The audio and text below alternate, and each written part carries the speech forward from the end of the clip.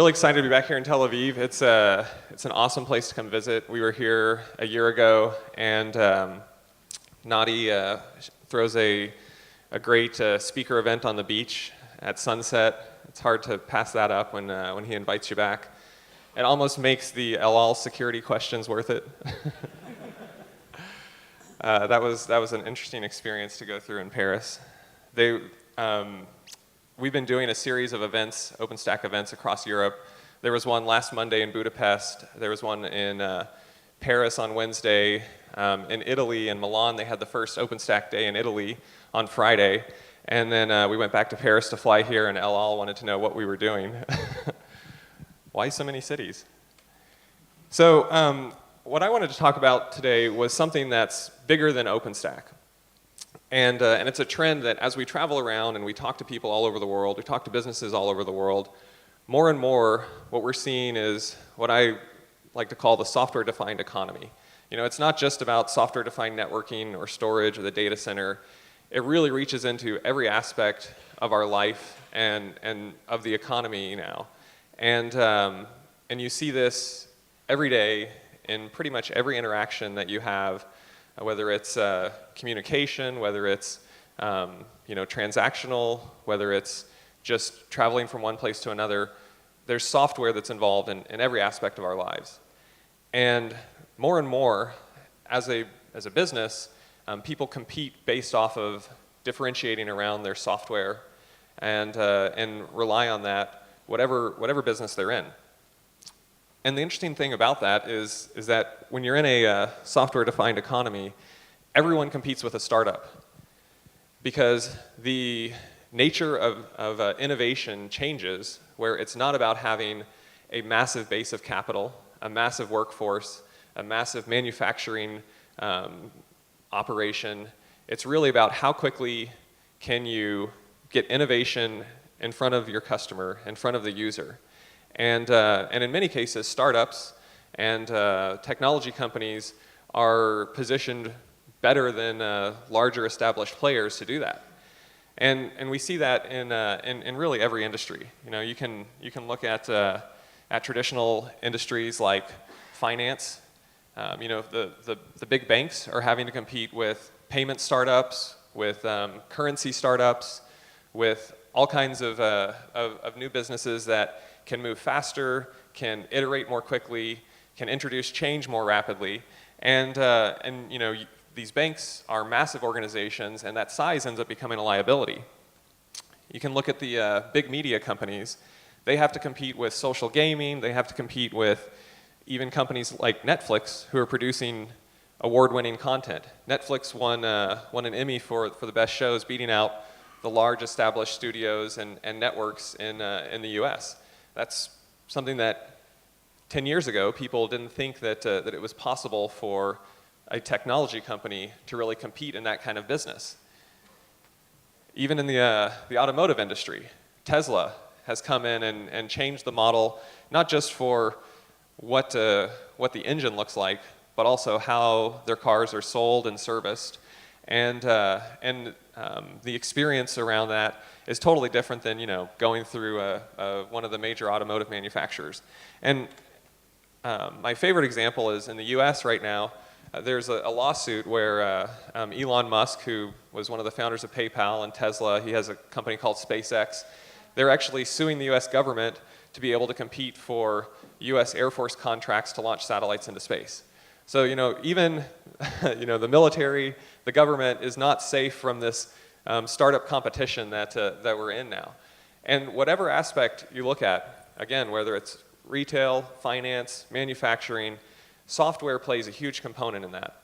And that's what so many organizations are looking to enhance now. They want to improve their capability to become more competitive with the use of software. And I think that when you look through the survey results, Nadi kind of previewed a few of those.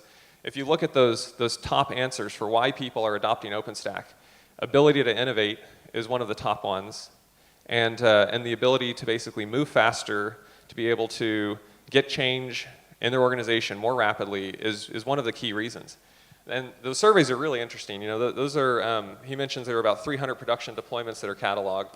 The surveys are not meant to be an exhaustive listing of every OpenStack deployment. It's an opt-in kind of survey that people, you know, we send the link out, people fill it out.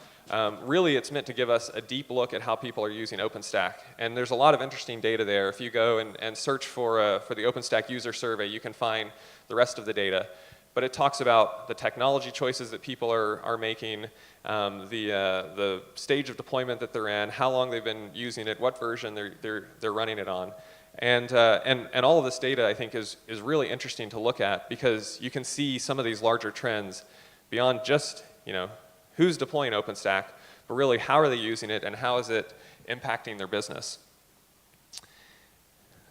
These slides were obviously formatted for a different screen size. But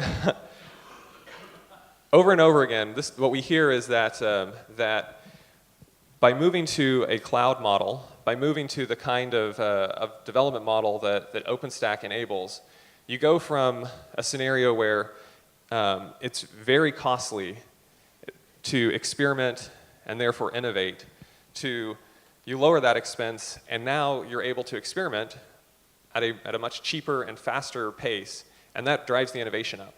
And you can think about, you know, if you were to imagine a scenario where it takes 3 to 6 months for a new capability to be delivered to your users, and 3 to 6 months before you know if that's going to be something that's valuable, something that is going to really, you know, increase your profit, increase the stickiness of your product offering. That's a pretty big commitment in terms of time and effort and just tying up resources. If you get to where you can do that on a weekly basis or every 2 weeks, all of a sudden you're much more willing to go out there and try things out and see what works. And really, you get a different kind of pace of innovation. We were playing a video earlier that had some different users who are in this model right now. People like Cisco WebEx and PayPal. And these are people who have taken their development cycles from a 6-month deployment scenario, you know, from the time that a piece of code is complete to the time that it's running in their secure production environment, down to a deployment cycle that's measured in days. And it just changes the way that the organization thinks. So that I think is really the broader trend that we're seeing enabled by OpenStack and that we're starting to see really all across the world. And it's a good trend for a nation like Israel that has those attributes that Nadia is talking about, where there is very active startup activity. There's a very strong technology and software community, and this trend is something that it's not just about industry size, but it's also about the global nature of competition. And OpenStack is right in the heart of all of this. So that's part of why it's so exciting for those of us who are working on it. So software, you know, we talk a lot about software to lead up to this, but it has to operate somewhere. And if you are developing software and you are, you know, in an agile methodology, you're in some kind of a process where you're continuously integrating your code and continuously deploying it, if that is only on the dev test side, then you're really missing out the ultimate benefit of all of this. And in order to get into a mode where you're able to have end-to-end continuous delivery, you have to have agile infrastructure underneath it, and you have to have people who are building that infrastructure and managing it in a way that, that delivers that value as quickly as possible to the end user. Within the OpenStack community, we have a lot of these kinds of people who are doing this. And one of the things that at the foundation that we've wanted to do this year is really start to highlight some of these people and help them to kind of connect with each other, to join together, to share best practices, and to be able to really help drive change in their organizations. So we actually started a new community. We launched it at the summit in May, just a few weeks back. It's called superuser.openstack.org. Of course, for those of you who are system administrators, you know that the super user on a system is the user with the highest level of access. You know, it's root or administrator if you have to run Windows. But the concept, I think, applies not just at the technical level, but in many cases, the people who are driving this kind of change in their organizations are those system administrators, those DevOps administrators. They're the operational people who are going in there and really helping their organizations stay competitive in this software-defined economy. At the summit in Atlanta, we had a number of these people who came along and spoke about what they were doing. We had these illustrations. This is a photo from the Atlanta summit. We had about 30 of these signs that illustrated different users from all over the world who were doing this kind of work inside of their organizations. And it was really exciting as we were leading up to the summit to talk to these people and hear what they're doing and hear about the things that are happening inside of their companies. And at the summit itself, we had some new users who spoke. On the first day of the summit, we had Wells Fargo, which is a very large bank. I think they're number 8 on the Global 2000. They spoke about their deployment of OpenStack that they started earlier this year, and they're going to be continuing to roll out across 2014. It's pretty exciting to think about Wells Fargo, one of the world's largest banks, and hearing the same themes that we hear from startups across the world. They have to move faster. That's what Glenn Ferguson from Wells Fargo was saying on stage. And when he looks at OpenStack, what he sees a way, he talked about a line, above the line and below the line. He draws a line, which is the OpenStack API and the OpenStack cloud platform. And above the line, his developers are free to program to those APIs, to design their applications, and move as quickly as they can. And below the line, his operations teams are free to set up the networking and the hardware in a way that meets their regulatory requirements, that meets their disaster recovery requirements, that meets their uptime requirements. And it is allowing them to move into that same kind of agile framework. The other company that we had on the first day was Disney. Disney is one of those big media companies that is facing competition from all sides. You think about what Disney does. They make movies. We probably have all seen many Disney movies in our lifetime. They run their theme parks. They have their network channels like ESPN.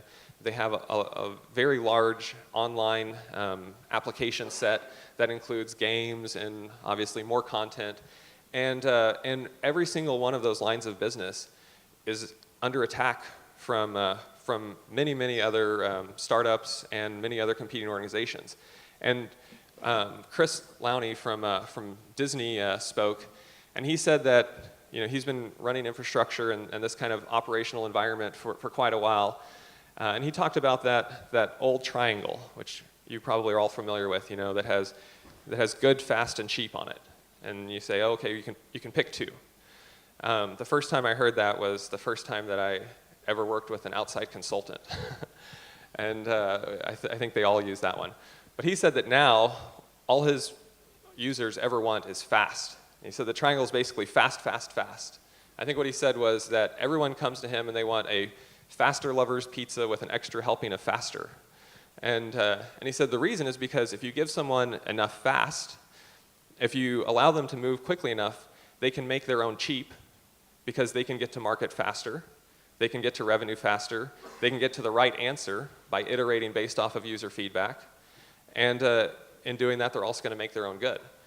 And so, Wells Fargo, Disney, this is the trend they're seeing. We heard from Sony PlayStation, who runs a number of the online components of the PlayStation Network on top of OpenStack.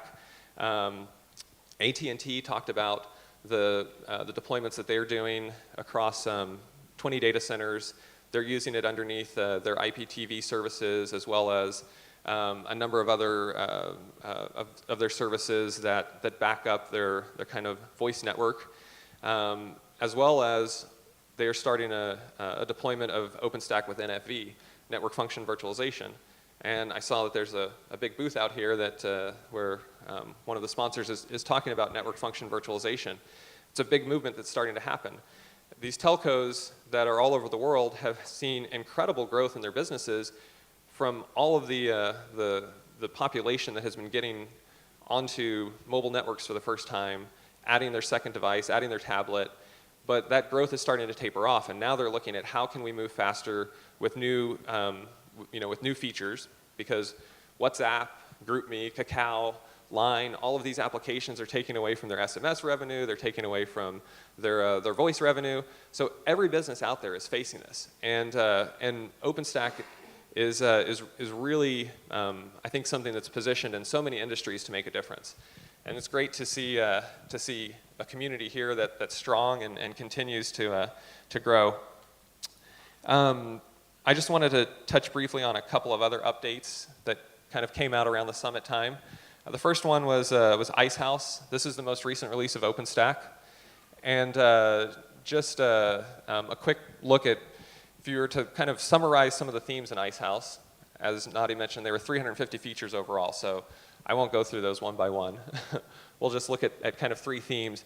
The biggest thing that I think came out of Icehouse was it was a release where there was a definite shift from feature development and feature velocity to an operational focus, and a lot of features and a lot of the updates were things that you could tie directly back to the operating experience of those users that are filling out the survey and that are participating in the community.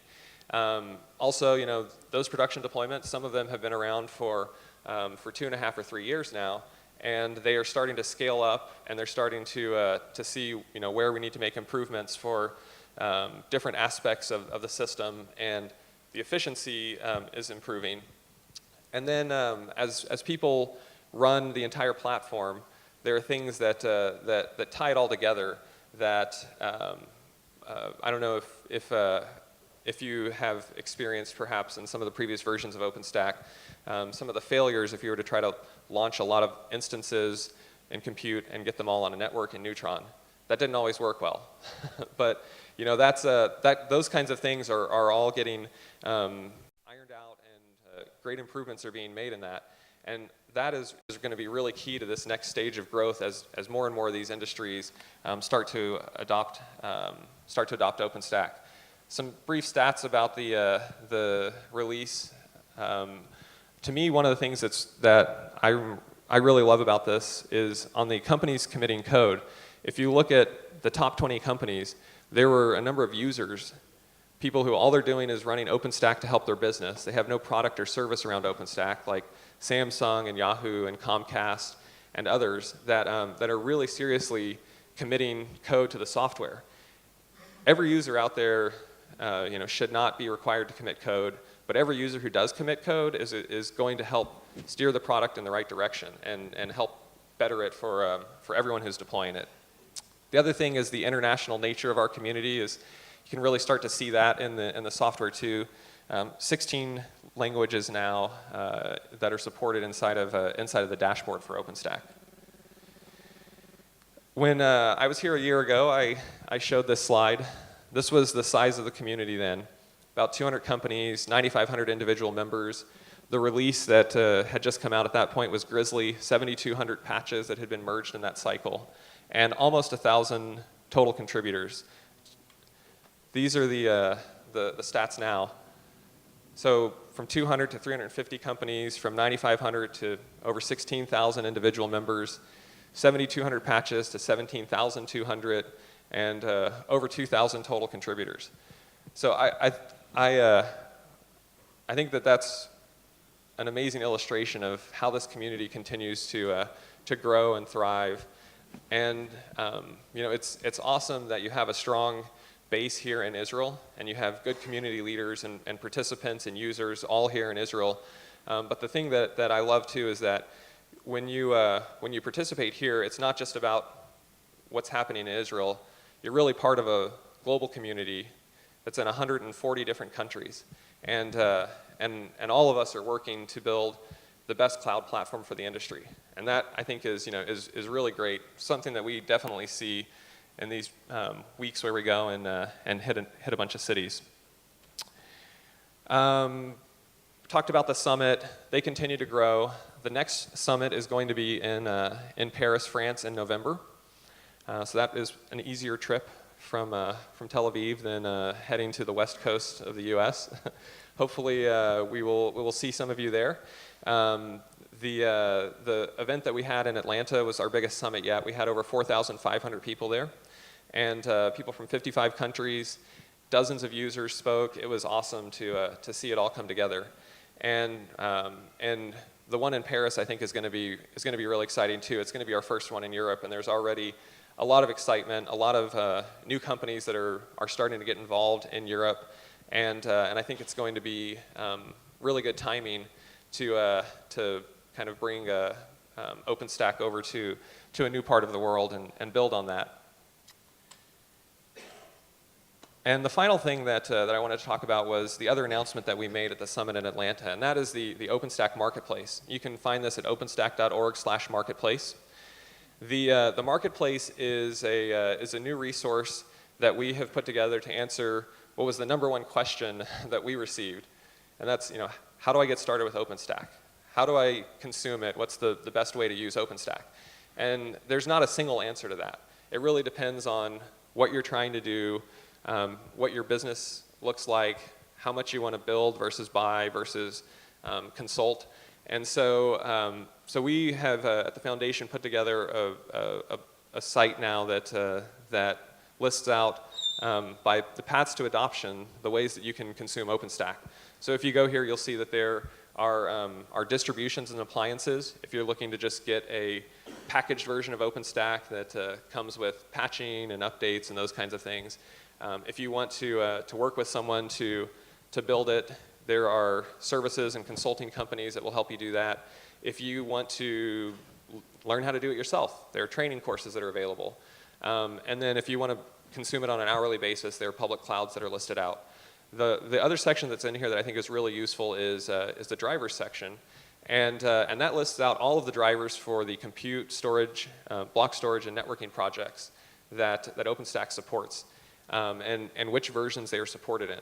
And there's a lot of detailed information in these different pieces of the marketplace. You can pull up a distribution, you can see exactly which versions of the software they're running, which APIs they support. So it's meant to really provide a lot of transparency to people who are considering adopting OpenStack. And we're just getting this started, so please check it out. Send us feedback, let us know what other information you'd like to see in there, and we're going to keep working to improve it. The marketplace, we kind of started it last year with just training, and in the 6 months between when we launched training and when we launched the broader marketplace, training organizations had delivered over 250 courses in I think 30 countries. So it was something that started small, but now is having an impact, and I think that we're going to see that here too. So please check out the marketplace, tell us what you think, and how we can improve it. And that is all that I wanted to cover. I just wanted to thank you all for having us here again, and for being part of the OpenStack movement, both here in Israel and also helping to drive it globally.